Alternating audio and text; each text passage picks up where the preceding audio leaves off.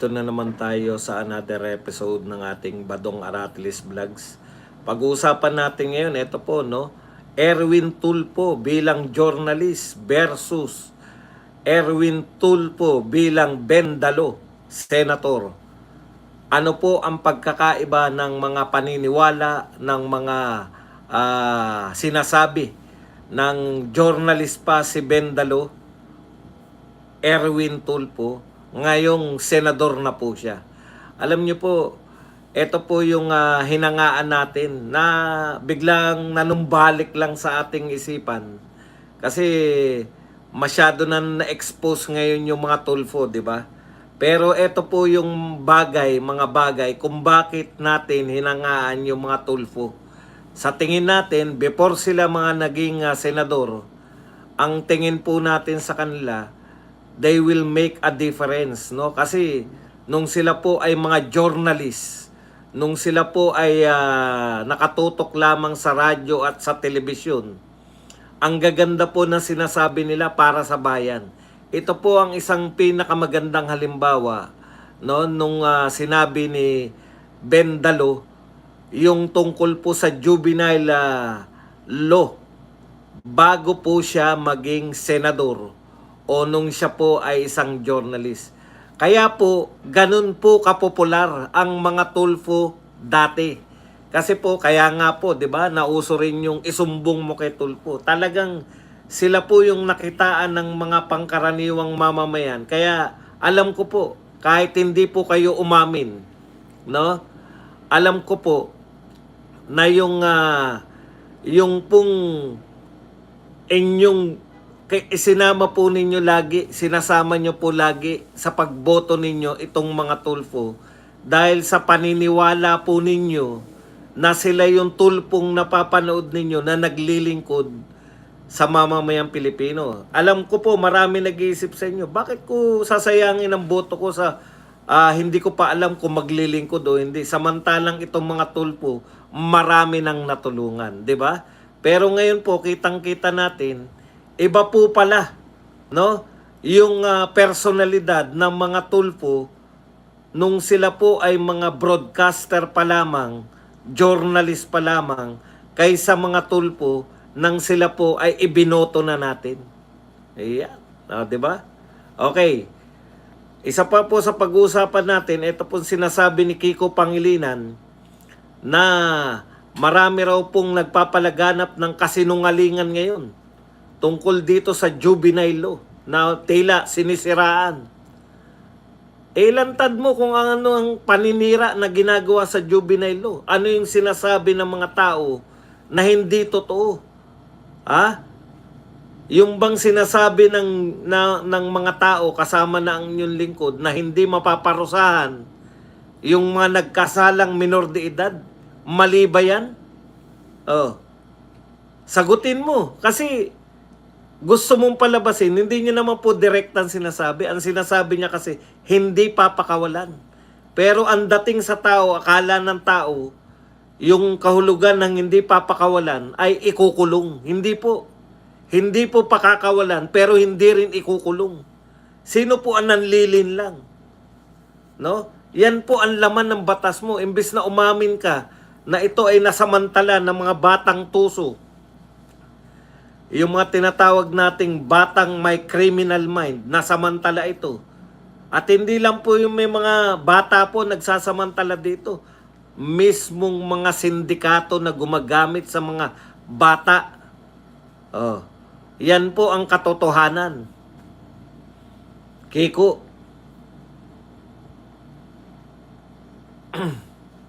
At pag-uusapan din po natin, ito po sinabi ni Alan Peter Cayetano na karapat dapat daw po na isabay. Hindi lang po tumigil. Dapat daw hindi tumigil ang trabaho ng Senado dito po sa impeachment.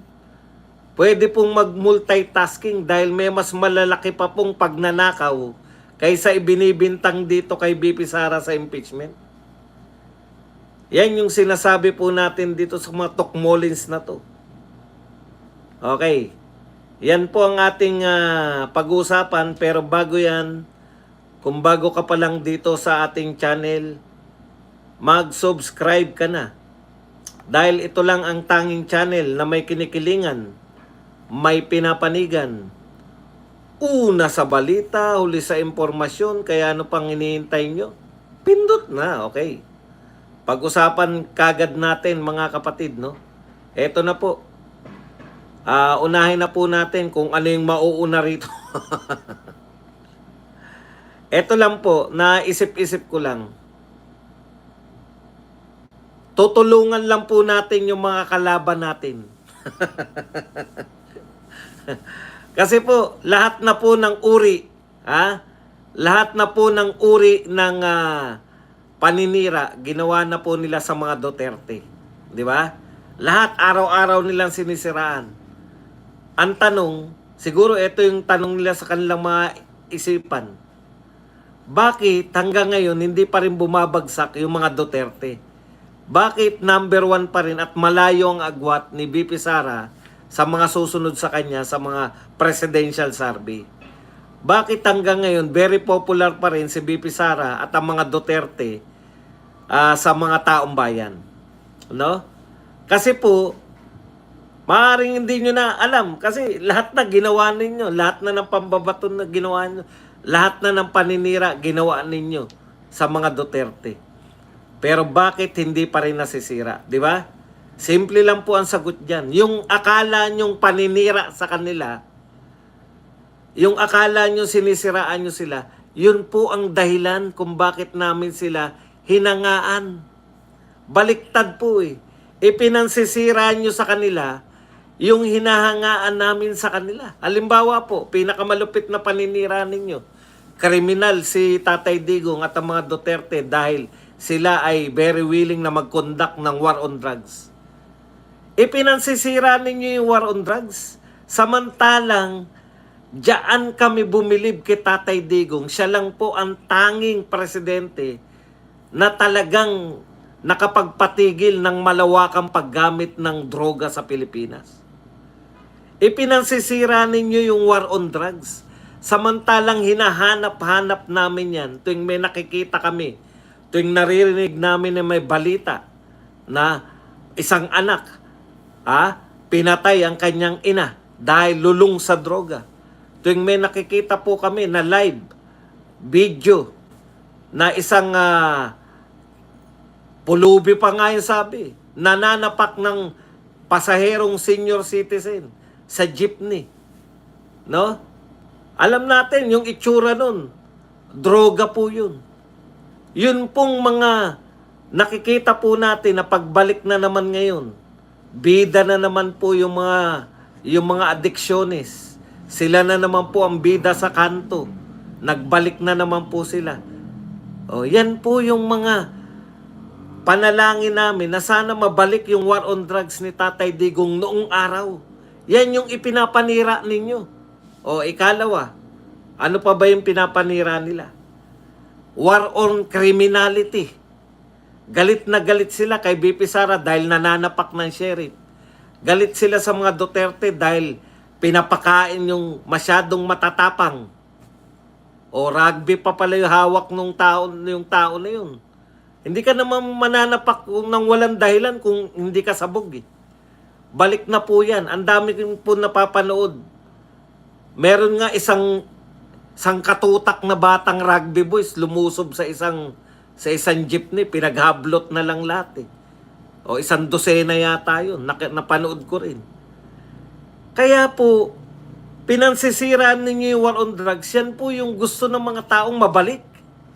Paano yung masisiraan yung mga Duterte? Yung pinansisiraan nyo. Talagang, kasi yung iba, pag siniraan mo, hindi totoo yan. Hindi po totoo na ako'y magnanakaw. Hindi po totoo na ako'y nabigyan ng maleta. Hindi nyo naman sila sinisiraan na nabigyan ng maleta. Hindi nyo sila sinisiraan na parte ng flood control. Ang pinansisiraan nyo sa kanila, magagandang bagay na ginawa ng mga Duterte. Halimbawa, yung pananapak ni BP Sara. Sa pangkalahatan, yung pagiging marahas sa pananalita ng mga Duterte, marahas sa gawa, sa mga kriminal. Yan po yung gustong-gusto namin. Hinahanap-hanap namin. Pinansisira nyo, bayolente si BP Sara, bayolente si Digong, mura ng mura. Yan po yung hinahanap-hanap namin ngayon. Yung mga katangiang ganyan. Sino yung magmumura sa mga walang hiyang kriminal, lalo na sa gobyerno? Sino yung magmumura sa mga tiwaling kawani ng gobyerno? Sino yung magmumura sa mga engineer na nagnakaw ng flood control? Sino yung magmumura sa mga taga-DPWH? Hinahanap namin yan yung pinapansira ninyo.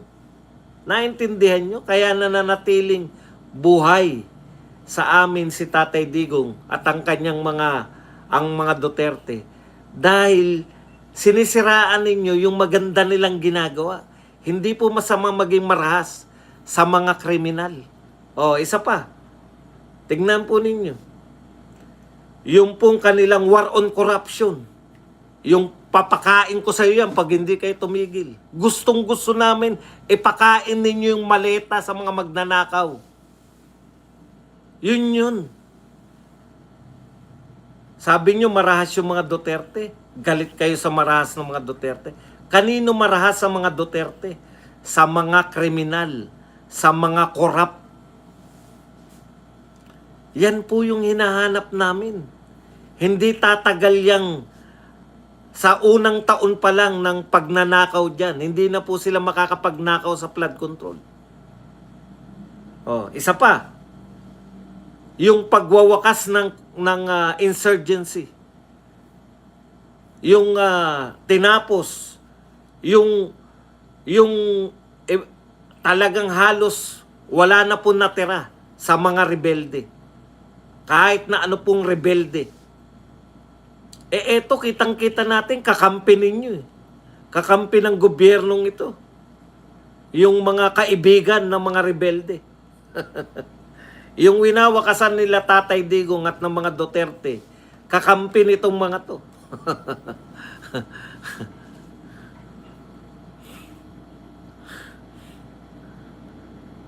Build na sinisiraan ninyo. Sabi nila, hindi raw tinuloy ni Tatay Digong, hindi raw nakumpleto, kaya raw nakatunganga. Putang, ngayon lang po ako nakakita. Si Tatay Digong, may konting nasimulan si Pinoy, tinapos niya lahat. At marami po siyang simulan na natapos. May mga sinimulan po si Tatay Digong na hindi tinapos ng gobyernong to, yung pala isisisi kay Tatay Digong eventually. Bakit hindi tinapos siya ni Tatay Digong? 6 na taon siya. Kayo nga, tatapusin nyo na lang, hindi nyo pa ginawa eh. Alam nyo yun, lahat ng paninira nyo, Dolomite, paiimbestigahan ni Ridon. Yung gumanda ng Dolomite, yung naging pasyalan ng Dolomite, papaimbestigahan bakit daw naging pasyalan. Samantalang basurahan yan dati. Taihan niya ni Ridon eh. Kaya gusto niyang imbestigahan, dyan yata siya tumatain noong araw. Kaya hinahanap-hanap ng wet packs niya. Alam niyo yun? Panay magagandang ginawa. Pakikipagkaibigan sa China at Russia. Friends to all. Hindi po sa panahon po ni Tatay Digong, yan, mali po yung pinapakalat nyo na si Tatay Digong ay inaway niya yung US. Inaway niya sino yung Obama dahil nakikialam eh. Pero si Donald Trump, hindi ba presidente ng US si Donald Trump? Hindi ba sila magkaibigan ni Digong? Yung konsepto ng friends to all, enemies to none, ayaw ninyo. Gusto nyo kaibigan lang US. Imagine ninyo kung tinuloy ninyo yung pakikipagkaibigan sa China at sa Russia. Wala sana tayo naging problema sa langis. Baka mababa pa rin kasi may direktang contact tayo sa Russia nung panahon na nagdigmaan. Yan yung sinasabi natin. Kaya asar sa inyo yung mga tao, sinisiraan ninyo yung mga Duterte araw-araw sa magaganda nilang proyekto.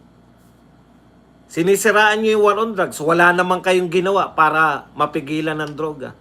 Panay report lang. Nakahuli kami ng droga. Ngayon lang po ako nakakita ng gobyerno na nakakahuli ng droga na walang tao. Lumalango yung droga papunta sa mga pulis. Wala nahuhuling tao. Ang dami-dami yung una nilang malaking huli. Ang dami-daming droga. Isang tao lang. Beyond logic eh.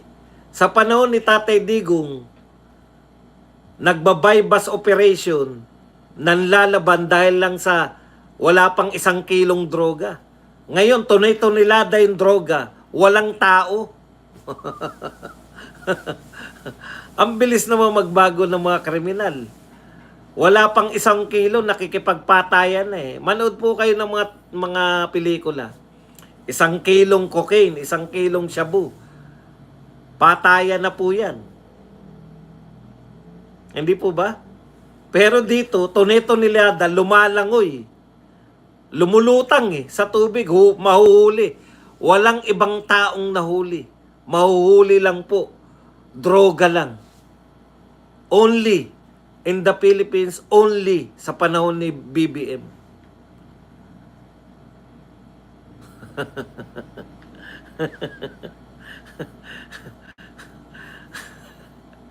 Kaya, tapos nagtataka kayo ngayon, bakit hindi pa rin napapabagsak yung mga Duterte? Araw-araw na kayong naninira. Araw-araw nyo nang sinisiraan. Paano nyo mapapabagsak yung mga Duterte? Wala na naniniwala sa paninira ninyo eh. Nung una, ano pa eh, no?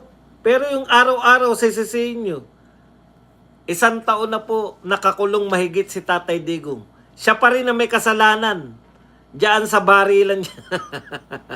Barilan sa Tacloban, si Digong pa rin na may kasalanan. Paano nyo paniniwalaan yung mga paninira kay Duterte? Kasi DDS daw yung tsahin. 90% ng Pilipino, DDS. Kung yan lang po yung pagbabatayan nyo, 90% po ng mga Pilipino, Duterte supporter. Yung iba lihim lang, yung iba lantad. Ibig ba sabihin, pag gumawa yung 90% ng kasalanan dahil DDS sila, putang yung katarantaduhan yan.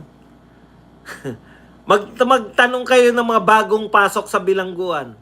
Tanungin nyo kung maka-Duterte sila o maka-Marcos. Yung pagiging maka-Duterte ba nila, yun ang dahilan bakit sila nakulong?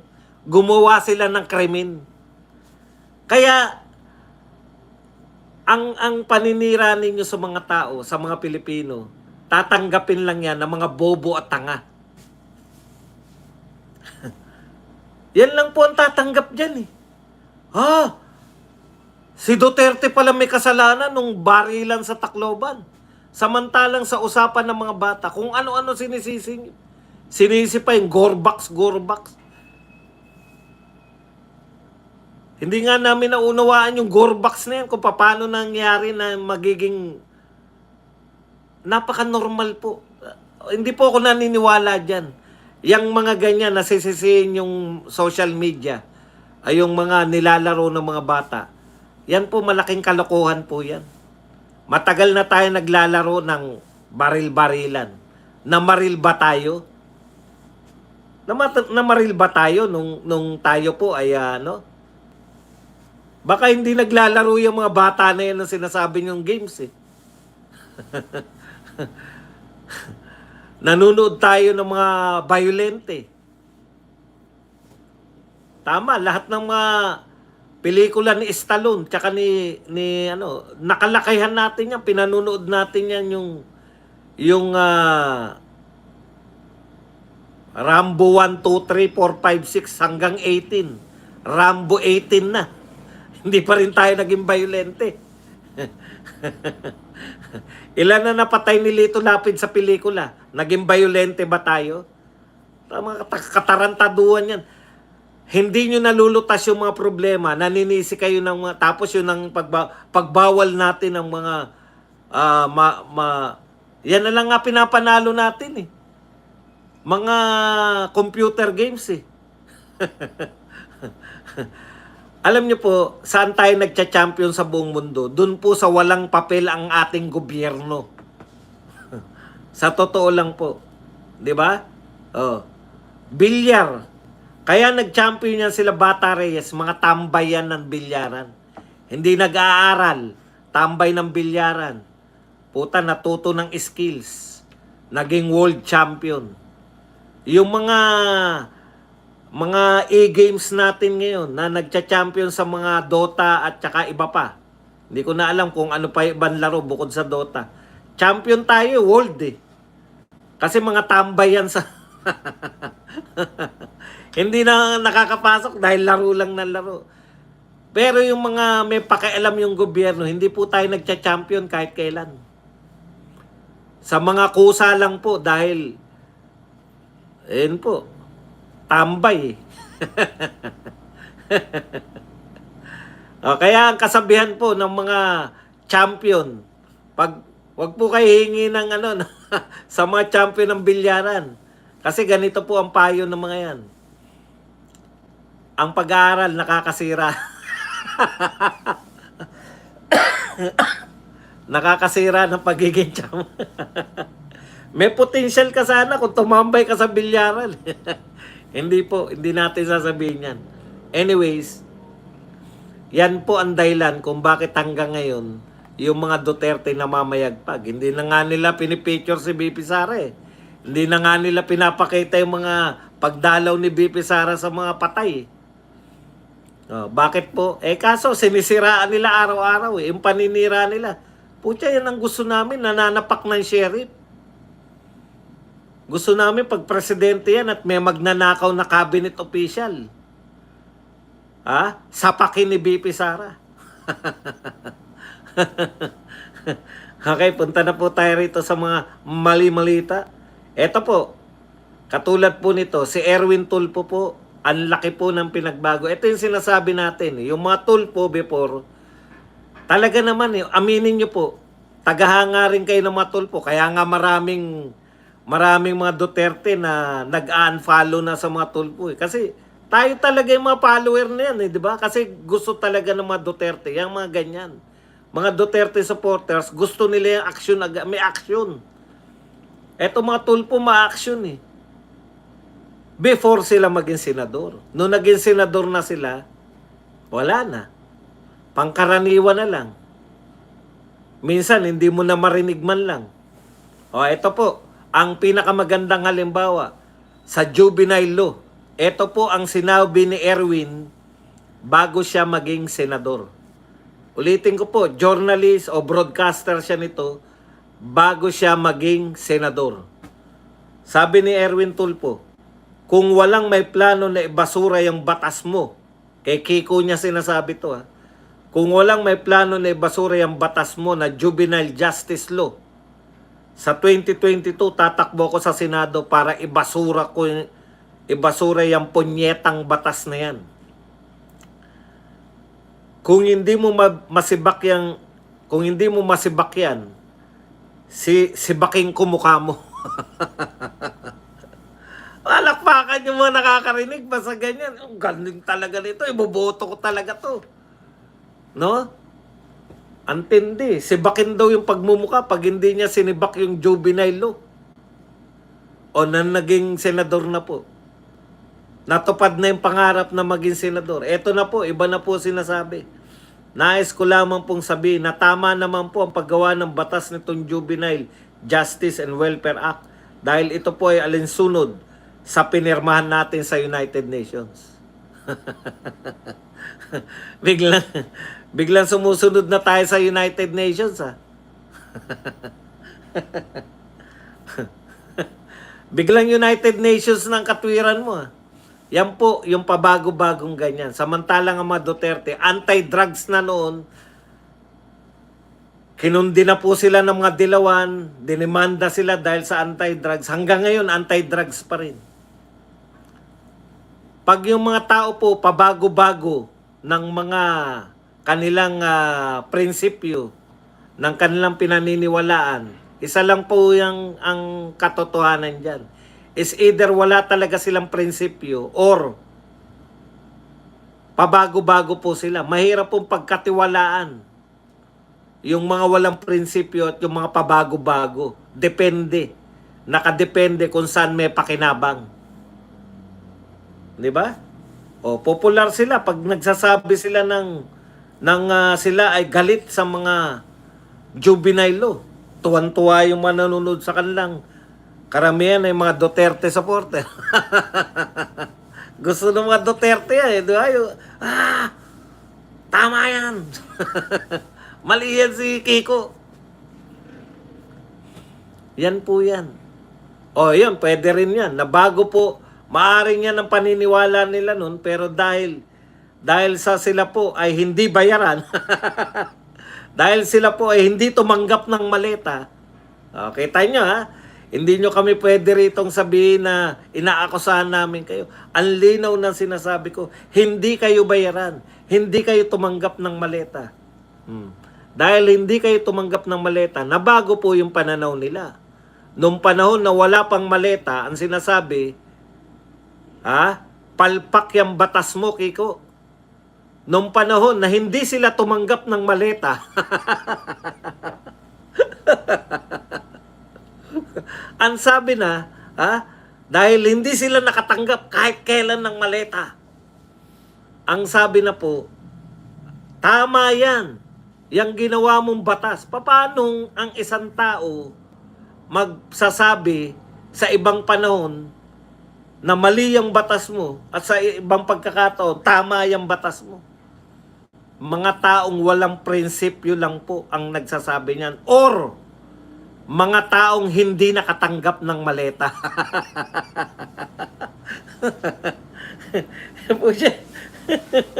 Di ba? Ganun lang yun eh. Pinagluloko nyo pa kami. Okay, punta na po tayo rito kay Okix. Kay Kiko Pangilinan. Matindi talaga tong mama na to eh. Sabi ni Kiko Pangilinan,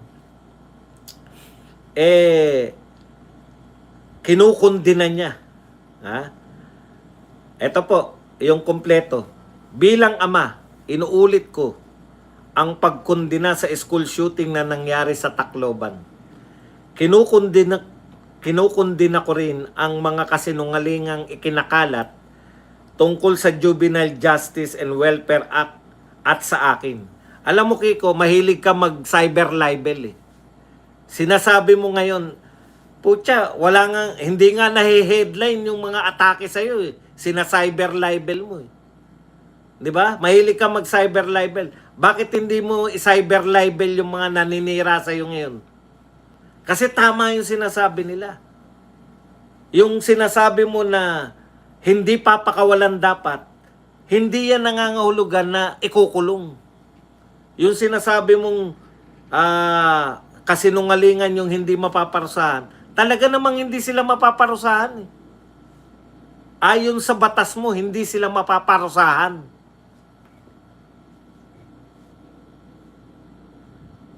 Na-charge sila. Iba po yung na-charge ka, iba po yung parurusahan. 'Di ba? Na-charge, ibig sabihin nasampahan ng kaso yung 15 anyos. Yung 14 anyos, hindi sinampahan ng kaso. Ano yung sinasabi mong sasampahan ng kaso? Wala, 'di ba? Panlilin lang yung ginagawa mo na mali daw na hindi napakakawalan. Tama yun, mali. Pero ang dating sa tao nun, parang gusto mo, ayon sa batas mo, parurusahan sila. Hindi po sila mapaparusahan. Badung, paano yun? Sinampahan ng kaso eh. Murder. 3 counts of murder ang sinamparon sa bata. Paano mo sasabihin na hindi maparusahan? Kung yan po ay makulong, kung yan po ay guilty, kasi may kaso di ba? Pag ikaw kinasuhan, sasalang ka sa korte, tapos guilty or not guilty. Paano pag sinabi ng korte na guilty? O di parurusahan din ba dong? Hindi po. Ang tawag po dyan, suspended. Isususpindi ang sentence. Ano ibig sabihin nun? Hindi ipapatupad ang sentence dahil sila ay minor de edad. 18 pababa, hindi ipapatupad yung sentence. Kahit na yung 15 anyos plus 1 day, hindi pa rin. Yung 14, ligtas, di ba? Kasi 15 years below eh. Pero yung 15 pataas, paano yan? Hindi pa rin siya makukulong. Ikukulong siya sa bahay Pag-asa. Ay, hindi po kulong ang tawag. I-rehabilitate. Minimum ng 1 year. Yung 15 pataas to ha. Ito po, yung 14 pataas, maximum na niya yung 1 year dyan. I-rehabilitate sila. I-rehabilitate? Ano ibig sabihin ng i-rehabilitate? I-rehab parang drug addict. Pag yung drug addict pa, pinasok nyo sa rehab center, ibig sabihin, pinaparusahan ba yun? Hindi. Ginagamot. Yun po ang kahulugan. Gagamutin yung utak nila. Itatama para maging matino. Paano yung mga namatayan? Yun ang tanong nyo kay Kiko. Paano yung mga namatayan? Sige nga, Kiko. Eto ha. Eto hamon natin kay Kiko. Kiko, kung totoo na yung batas mo ay hindi nakakaperwisyo, dumalaw ka nga ron sa mga namatayan. China-challenge kita, Kiko Pangilinan. Sabi mo, walang epekto. Hindi nakakasakit yung batas mo. Dalaw ka ron sa mga namatayan. Yung 3. Dumalaw ka. Dumalaw ka sa ospital. Kung meron pa naka-ospital na baril.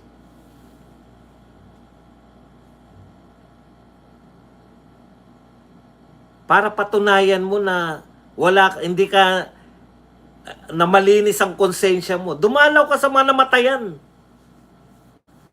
Doon ka magpaliwanag na hindi po intensyon ng ano.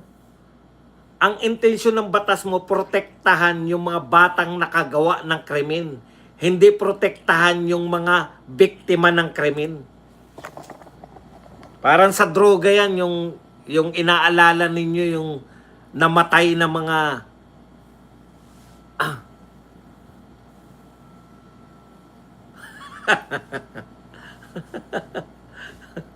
parang katumbas daw yan na mag-serve si Matibag sa INC ng warrant of arrest ni Marcoleta.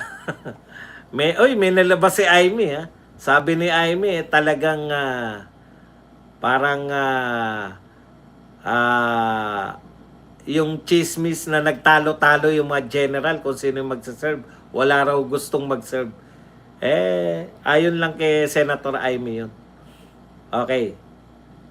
Yan yung Kiko. Hindi kami ang nagsisinungaling.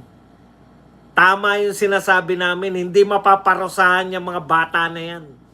Ang mahirap niyan, nanunood yung mga bata na mga tuso pa rin. Marami pong batang grade 9, grade 10, na 14, 15 anyos, pinanunood nila yung nangyari, yung mga loko-loko na bata.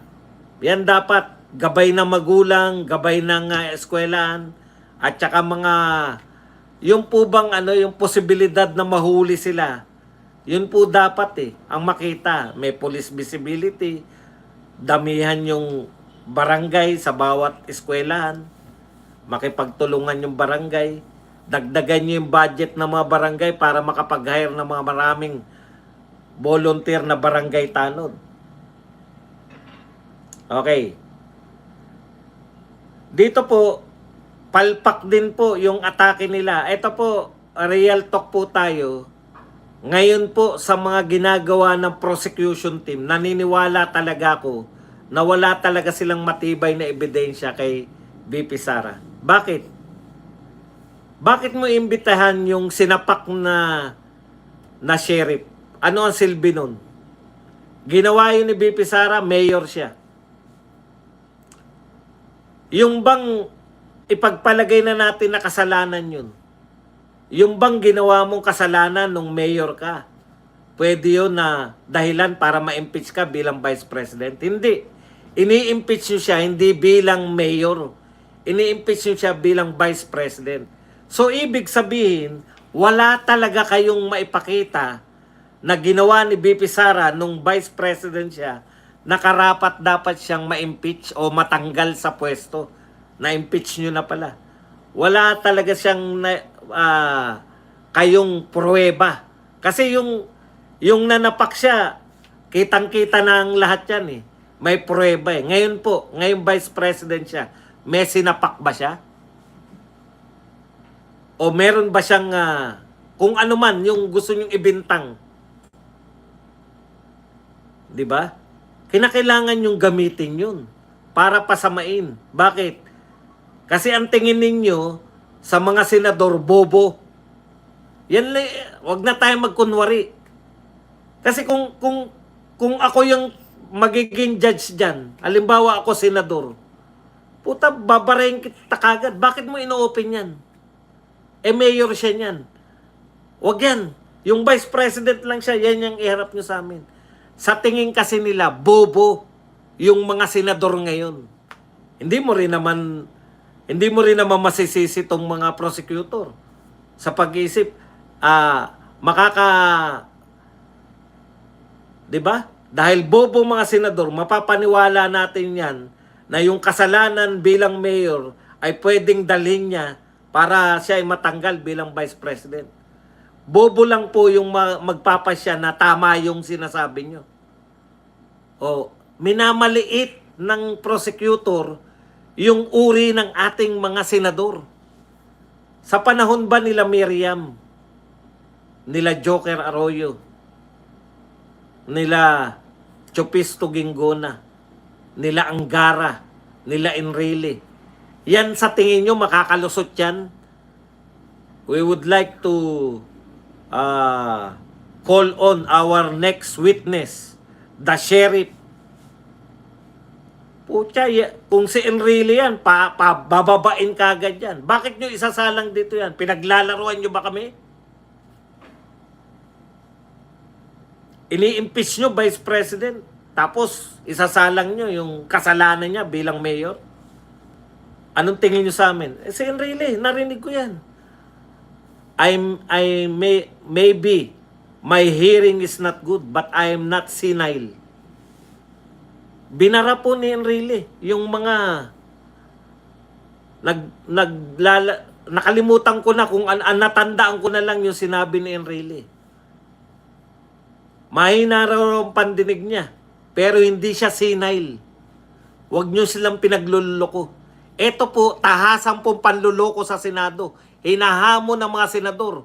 Ang sinasabi nila, bobo kasi ang mga senador, kaya kahit na anong ebidensya natin, maniniwala sa atin yan. Hindi po yan lalagpas sa mga matatalinong senador. Ilan na lang kasi ang matalinong senador? Majority. Di ba? Hindi po karapat-dapat na isalang yan. Yung SALN, pinagpipilitan nila. Dapat daw magsimula sa 2007. Bakit? Involved lang po ang SALN para ipakita na buhat ng umupo si BP Sara, ganito lang po yung SALN, nagpayaman siya. Nung umupo siya bilang Vice President, nagpayaman ka sa posisyon. Dahil nung kaupo mo pa lang, eto lang pera mo. Nung ngayon, eto na kagad pera mo.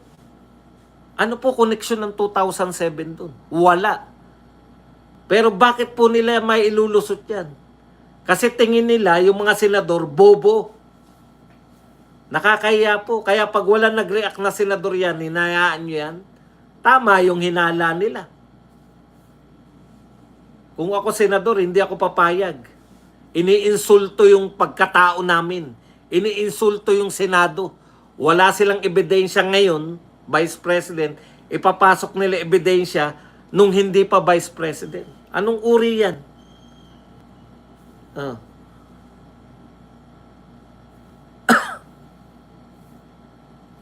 Anong uring tao yan? Hindi po ganyan yan. Maliit po ang pagtingin sa inyo ng prosecution team. Ang tingin sa inyong mga senator judges, obobs. Ngayon, kung papayagan nyo yan, baka tama nga naman talaga.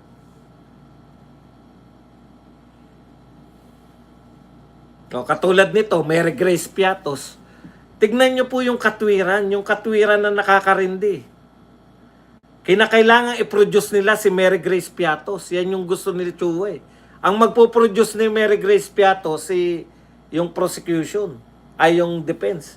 Kung hindi nila ma-produce yan, talagang wala talaga. Kaya ang gagawin nila dyan, yung ginawa nila kay BP Sara. May bakanting upuan, tatawagin nila si BP Sara, ipapakita ng media yung bakanting upuan, tapos sasagot yung sekretary, wala po si BP Sara dito.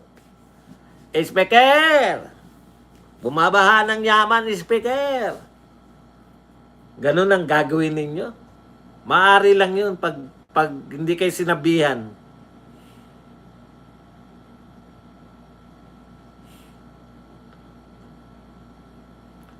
Pag hindi sinansala ng mga senador yung gusto nyong gawin, na magdrama-drama kayo na mayroong bakanting, papatawag nyo, eto po, ang susunod po namin ay si Mary Grace Piatos. Tapos wala. Tapos tatanungin nyo yung upuan, niloloko mo ba kami? Umupo ka na nga. Ikatlo, paano nyo na-atim? Kayong andamin yung congressman, 300 plus. Napakaraming abogado sa mga congressman. Isinuko ni Luis Tru yung karapatan na mag-cross-examine, yung karapatan na mag-ano. For the first time po, ang mga magko-cross-examine, pinayagan nila na mga private prosecutor. Yung private prosecutor, supposedly, taga-assist lang sila. Kumbaga si Risa Ontiveros, kahit magagaling po sila, taga-feed lang sila na sasabihin ni Risa Ontiveros. Hindi po sila pwedeng sila mismo yung tumayo doon sa may podium sa Senate at sila mismo magsalita. Sila lang yung nagpipid, nagbibigay ng index card, sila lang yung magbibigay ng mga text messages para basahin ni Risa Ontiveros.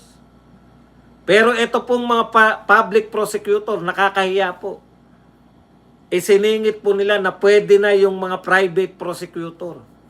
Eh di parang si Lorna Capuna na po ang congressman.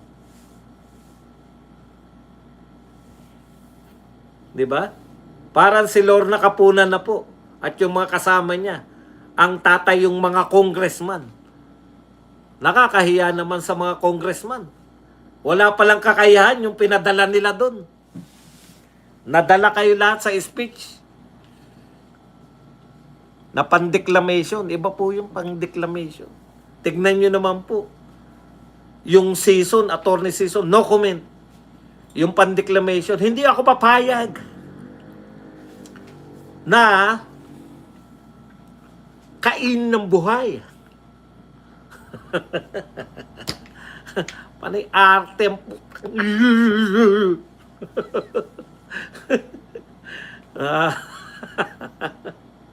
Yan po ang mga kalaban natin. Kaya nagtataka sila. Bakit daw hindi umaangat yung iba kay BP Sara? Simple lang po. Sa mga totoong survey, ilan ang grade ni BBM? Negative 13 sa SWS. Negative 15 sa Pulse Asia. Yan yung mga totoong survey. Ibig mo sabihin ba dong hindi totoo yung ibang survey? Wala akong sinasabing ganyan. Pero ito ang mga totoong survey. Bahala na kayo mag-conclude. Thank you very much kay Noel Abalos. Pinigilan na yan ni Congressman Rufus. Bakit sinama? Bakit yung hindi pa siya BP? BBM senador lang naniniwala dyan, boss. Boss Badong. Yun na nga. Kaya nila sinisingit yan. Alam nila. Maraming alam ng mga prosecutor na maraming bobo na senador. Okay. Pero ang pinakamalupit nito, bago tayo magtapos at magpunta ng question and answer, 1,119 po tayo. Lagi po tayong libo ngayon. Pero yung likes po natin, iwan na iwan. Alam ko po na nakakalimutan nyo lang. Ngayon po, panahon na para mag-likes kayo. Okay, ito po ang sinabi ni Alan Peter Cayetano. Kung ang gusto ng administrasyon ay kalimutan muna natin lahat ng ibang corruption, impeachment muna, kasi importante to, then that's selective justice. Kung sasabihin nyo, uy, tapusin nating impeachment, wala muna ang blue ribbon hearing. Sandali lang. Mas malaki yung pinag-uusapan nating amounts. Why not call a blue ribbon hearing? Why not ask both that administration and the opposition sinong gusto nyong witness? Tama. Bakit kakalimutan natin yung mas malaki na krimen? Ito nga, non-crime po pinag-uusapan eh. Tanungin nyo sila, ano talaga yung binibintang nila? Hindi maayos na paggasta. Pwede bang krimen yung hindi maayos na paggasta? Bakit hindi maayos? Kasi nakatabingi nung ginagastos? Pabili nga po. Makulimlim po ang kapaligiran.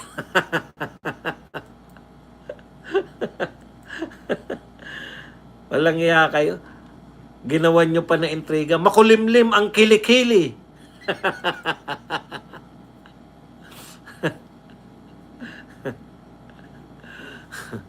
Okay, yan lang po ang ating topic. Pwede na kayong magtanong, pwede na po kayong magbigay ng reaksyon.